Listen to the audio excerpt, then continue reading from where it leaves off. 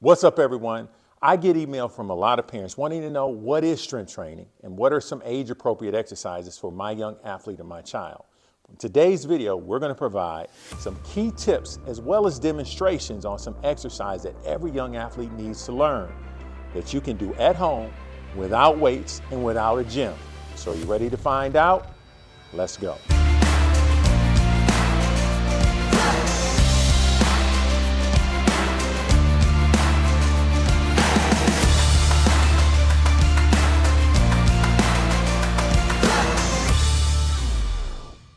So where to start? We're going to start off, what is strength training? Strength training is simple as this. It's resistance training is another way to say it. And if you think about resistance training, you're probably thinking in the gym with bench pressing where you're using a barbell, or you're thinking about a back squat or dumbbells such as a biceps curl.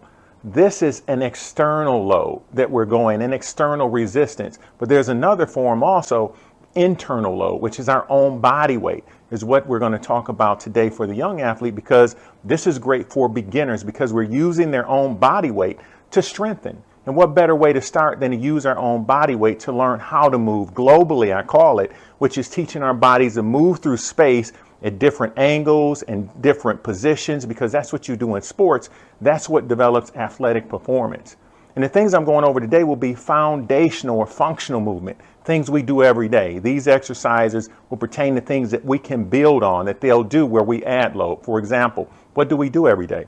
We squat, teaching how to squat. What else do? We have to learn how to push things away. Think of in the game of football, an offensive lineman pushing away the defender. We also have to learn how to pull. Think of a basketball player going up for a rebound, grabbing it. They have to pull it away from what? The defender.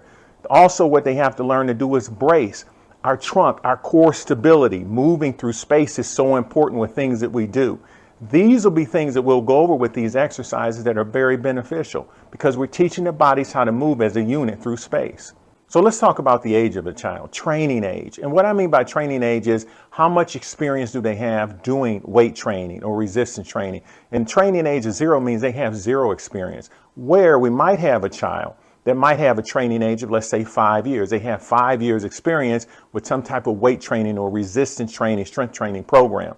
For this we have here, the reason we're at body weight, we want them with that training age of 0. Like I said earlier, we want to teach them how to do this correctly so eventually they can do the things that are strength training, that are conditioning training that they can do when they transition to high school or even junior high or middle school if they're younger, so they know how to do it appropriately. Training age can also apply to a high schooler that has 0 experience. So if a high schooler, if let's say I have a 16-year-old that has never done any training before, their training age is 0. So they should start here as well. But it's also this that is beneficial, is that it doesn't hurt that if you have a training age of 4 or 5 years, we need to come to these basic patterns that I'm teaching today to learn. And remember this as well, if they're young, it's okay. Let's have them, they'll have fun with this that I'll talk about at the end of the video that's real important, so stick around. So let's get to it. Let's look at the exercises. So now, like I said, let's take a look at the exercise, but I want to go something that is very important and sometimes is overlooked. And that is, with these exercises, I'm going to explain to you how they're supposed to be performed. Now, I could simply go through and show you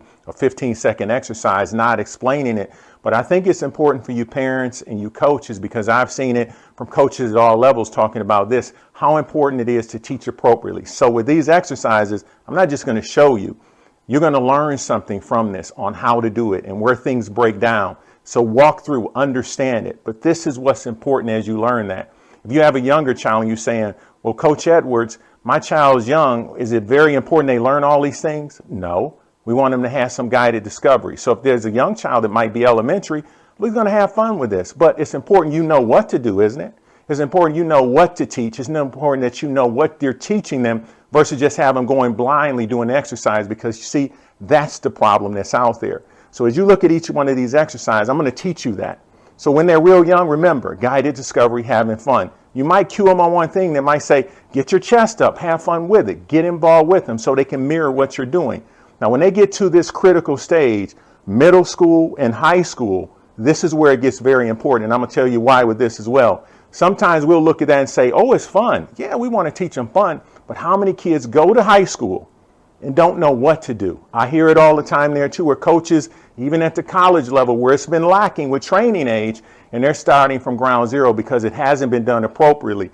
That's what you're going to learn with what we're teaching you here today, how to do it at these levels. So at middle school, you might want to verbal cue a little bit more. And here's why. They're going to high school. If they're getting involved with some kind of program playing a sport, there might be strength and conditioning. There might be speed development. They need to develop power, strength, agility, all those things. And if they haven't learned these patterns, we're not serving them well. We're not benefiting them. So to me, the big gap, the big learning area, the big sweet spot of learning is middle school, 7th, especially 8th grade, because they're what? 12 to 14 years old. So we want to emphasize that. And also, if they're in high school, remember this, their training age is 0. We're starting from that ground zero foundation as well. And we want to be focused with really correcting it there, because remember what I said, we're not just building on this foundation of coordination with movement, motor control development, strength, neuromuscular development, all these things. We want to make sure they're doing it the right way. So let's take a look at all of these exercises. So let's get to it. So here are the 6 exercises. I wanted to take time to show you this before I show you all of the videos, because this is very important. We already talked about, I did earlier, push, pull, and brace, gave some examples, but I wanted to address the squat and the hinge. The squat, because if you notice, I have 2 forms for you to perform. One is a counter movement squat. Now that's a bilateral squat off of both legs.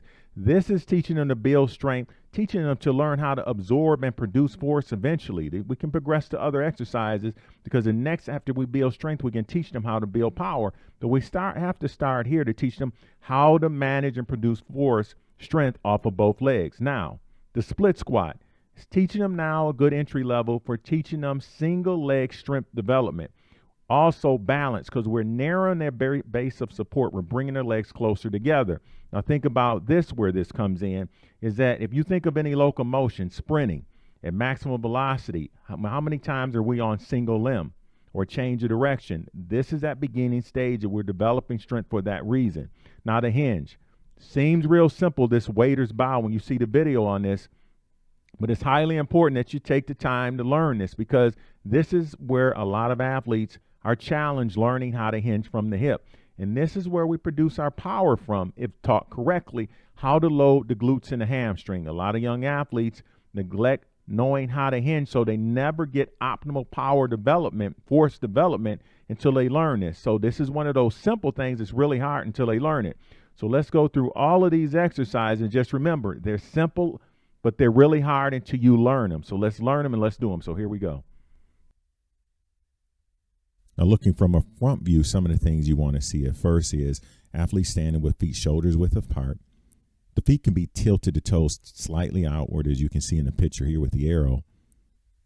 But notice here that the athlete sits back with the hips first and the knees almost simultaneously. Notice the fluid movement with the squat as well. Eyes focus straight ahead, feet good contact to the floor.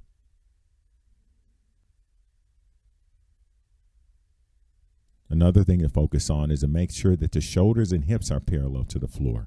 Also look at the knees. Knees over the shoelaces are in alignment with the toes. Now let's look from a side view. Now let's notice here, you could draw a line from the ears, shoulders, hip, and ankle, what we call a spine is stacked. This is a good postural position to start. Again, notice how she sits back with the hips. Look, head straight ahead, eyes focus forward, good foot contact to the floor. Arms are parallel to the floor. Look at the trunk alignment as well. The good stacked spine, and what we call a neutral control position. Arms are parallel to the floor as well. For the split squat, have the athlete in a half kneeling position. Now in this video, we use a foam pad under the athlete's knee. This is optional. You can also use a towel. Just remember, they will not be touching their knee on the ground with this exercise. With their arms by their side, they want to initiate their movement by pushing off the front leg, extending both knees.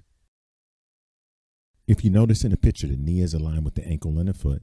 The back foot should be on their toe, front foot flat, with a good upright posture, and the knee under the hip are slightly back, roughly a 90-degree angle at the back knee.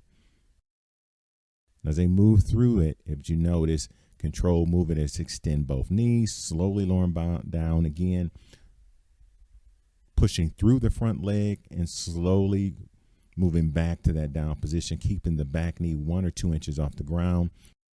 Think of the back foot as a kickstand. Notice how it moving through the range of motion. It helps with balance and control. For the chin-up exercises, we have a couple options with the athlete standing under the bar. If the bar is too high in the air, like here, we're using an actual plyo box. Use some sturdy platform that they can step up on and actually reach up to the bar if it's too high. Again, while standing under the bar, with the athlete, what you're going to do is you're going to grab the bar with palms facing you. And while keeping your body in a nice straight line, you're going to pull yourself up, bringing your chin above the bar. Again, trying to keep that spine, your body in a neutral position without swinging your legs as much. Control with the movement up and then control down. Now, I froze the screen here. You can see the chin over the bar. You don't want to reach with the neck. Sometimes athletes will reach with the neck. Again, control range through it. Expect some swinging with the legs with young athletes. As they get better, they'll be able to isolate that more. But again, control with the movement. The next thing I want to show here is 3 regression exercises if the athlete cannot perform one chin-up. The first thing is starting with a resistance band. You can put this around the knee or the foot, as we're going to show you here. Also remember this, if you put it, the athletes put it around the foot like here, there's more elastic energy in the band, which is an easier way to do the chin up. If around the knee, it's a more challenging way. That's a little more difficult. As the athlete puts it around the foot, everything else applies the same, grabbing it, palms facing them. And as you notice, this gives better control with the movement. Again, for athletes that are having problem completing one pull-up, this is a great starting point with the resist band. Here's one that we call it's an eccentric. So the athlete's going to pull up to the top with the chin and then slowly lower themselves back down under control. A good 3 to 5 second count. This could be done with or without the band. And this is the isometric. Same principle applies, but when at the top of the pull, you're going to hold that position. The key to this is, as they lower themselves down, have a platform or something for them to stand on, because it's holding it at the top that they're looking to strengthen, not at the bottom of the movement. For the plank exercise, have the athlete laying on their stomach with their elbows under their shoulders. They're going to come up on their toes. Also look at keeping the body in a straight line, really engaging the core and the glutes to keep that stabilized position. Have the athlete on their stomachs, as you can see, in a plank position with their toes curled under towards their shin. And also you can see their knees are straight and their hands are shoulders width apart. They'll begin the movement by pushing up in a plank position, this straight position, as you can see here, all the way up to the top of the push-up. This qualifies as a correct push-up. And then they will lower themselves down until their upper arm is parallel to the ground, as you can see in the picture here. Now, the athlete in the picture went about an inch from the ground with his chest. The athlete does not have to go to that low position, only till their upper arm is parallel to the ground. At any point, however, if their chest touches the ground, it does not qualify as a push-up. The test is over. Now let's look from a front view. What's important, as you can see here, is that the arms are in the arrow position, as you can see with the yellow lines drawn at that 45-degree angle. This is the correct position for the push-up. The reason being is that if the arms are in this T position, as you can see here, that is incorrect. It puts a lot of stress on the shoulder, the rotator cuff. Now let's take a look at the push-up performed correctly at both angles.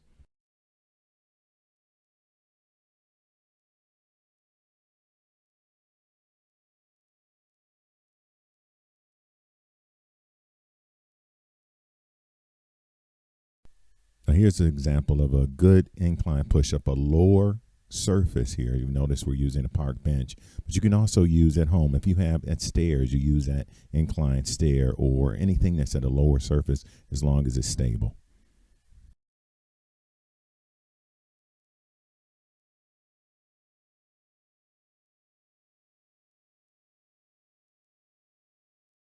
For the waiter's bow, feet are shoulders width apart. The athletes are going to have their arms crossed with their chest out and a slight knee bend. Begin the movement by sitting back with the hips, not sitting downward, sitting the butt, pushing the butt back, Coming back to that standing position, extending the hip, keeping the spine neutral. Ear, shoulder, and hip should be stacked. And notice how she extends back up through the hip with slight knee bend. For the exercise guidelines, just remember, before progressing to the next level, master the movements first. It's no hurry, and have fun with this process.